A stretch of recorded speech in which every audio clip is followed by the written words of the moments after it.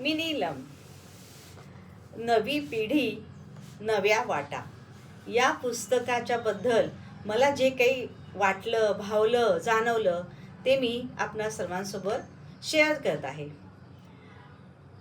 तर हे पुस्तक कुणाचं आहे तुम्ही ओळखला असेलच, तर ऐका. वाचन संकल्प महाराष्ट्राच्या या उपक्रम अंतर्गत नवी पिढी नव्या वाटा आणि डॉक्टर प्रकाश आमटे यांच्या पुढच्या पिढीने हेमलकशात घेतलेल्या भरारीची ही गोष्ट आहे. प्रकाश वाटा या बेस्ट सेलर पुस्तकाचा हा पुढचा भाग आहे. मॅग्सेसे पुरस्कार प्राप्त डॉक्टर प्रकाश व डॉक्टर मंदा आमटे यांचा गडचिरोलीतील हेमलकशा गावात वसलेला लोकबिरादरी प्रकल्प, अतिदुर्गम भागात असणारा प्रकल्प, त्यांची मुले डॉक्टर दिगंत, अनिकेत, सुना डॉक्टर अनघा आणि समीक्षा या नव्या पिढीने किती जिद्दीने, नेटाने, कल्पकतेने पुढे नेला आहे. त्याला भव्य दिव्य रूप प्राप्त करून दिले असे परोपकार निस्वार्थी वृत्ती सध्याच्या जगात बघायला मिळणे विरळच. या नव्या पिढीची ही नवी मुले ना मोठी सिटी, ना छान शोकीपणा, चैनी, मस्ती, पिझ्झा, बर्गर या कशाच्याही मोहात न पडता आपल्यासारख्या समवयस्कांना जोडून हा जो महान मानवसेवेचा वसा उचलला आहे, हे धनुष्यबाण उचलण्याचा आटोकाट प्रयत्न करत आहेत, त्याचीच ही गोष्ट. आमच्या आईबापाने आमच्यासाठी काय केले असे न विचारता त्यांच्याच पावलावर पाऊल टाकून जे जे जिथे जिथे कमी तिथे तिथे आम्ही या उक्तीप्रमाणे स्वतःला वाहून घेतले आहे. आदिवासींना सजग, सश्रम आणि सुदृढ बनवण्याचे बाबा आमटेंचे स्वप्न पूर्ण करण्यासाठी ही त्यांची चाललेली धडपड. या प्रकल्पाला त्यांनी खूप उंचीवर नेऊन ठेवला आहे.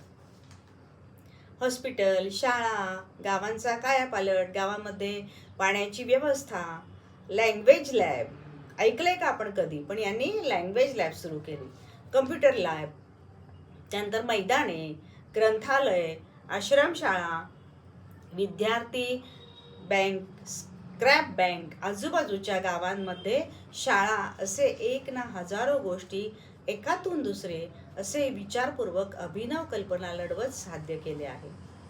अनंत अडचणींचा डोंगर पार करत लोकबिरादरी प्रकल्पाला एक विधायक आयाम मिळाला आहे.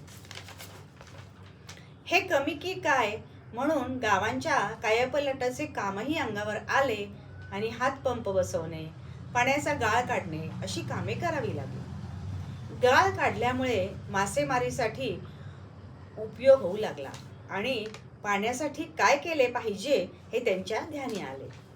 गावकऱ्यांना विश्वासात घेऊन दारूबंदी, कुऱ्हाडबंदी, शिक्कारबंदी, तंटाबंदी अशी ही कामे किंवा पर्यावरण जपणे, शेतीला हक्काचं पाणी हे सर्व घडवून आणले आणि सर्वांना सजग केले.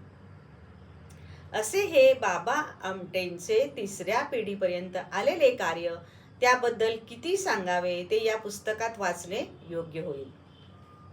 कोणत्याही चांगल्या कार्याची सुरुवात केली की त्याला मदतीचे हजारो हात जोडले जातात. हजारो किलोमीटर प्रवास करण्यासाठी पहिले पाऊल उचलणे खूप महत्त्वाचे. A journey of 1000 miles begins with a single stone. ज्यांना देव बघायचा असेल त्यांनी यांच्यातला देव बघावा. अशा देवाला साष्टांग दंडवत. तर असे हे अति सुंदर पुस्तक आपण नक्की मिळवा, नक्की वाचा, त्याची मजा लुटा आणि माझ्या चॅनलला सबस्क्राईब करा, लाईक करा, शेअर करा, कमेंट करा. धन्यवाद.